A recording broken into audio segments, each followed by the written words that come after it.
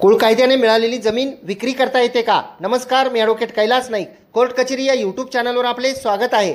एखाद्या व्यक्तीला कुळ कायदा कलम 32 प्रमाणे खरेदी प्रमाणपत्र देऊन ती मिळकत शासनाने नवीन शर्तीवर दिलेली असेल तर ती त्या कुळास कधी विकता येते? ह्या एखादी व्यक्ती ही टिलर्स डे दिवशी म्हणजे 1/4/57 रोजी मिळकत वहिवाटीत असेल तर ते प्रोटेक्टेड म्हणजे संरक्षित कुळ होतात।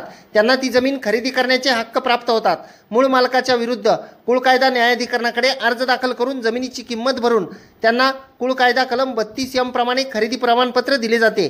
परंतु ती मिळकत देत असताना त्यामध्ये कुळाने ती मिळकत स्वतः वहिवाटावी व त्याची विक्री करू नये अशी शर्त घातली जाते। मला जर 32 प्रमाणपत्रानुसार जमीन मिळालेली असेल, 10 वर्षे झाल्यानंतर कुळ कायदा कलम 43 प्रमाणे शेतसारा रकमेच्या 40 पट रक्कम शासनास भरून शेतीसाठी ती मिळकत कोणालाही विक्री करण्याचे अधिकार आहेत। व्हिडिओला शेअर करा। कोर्ट कचेरी या यूट्यूब चॅनलला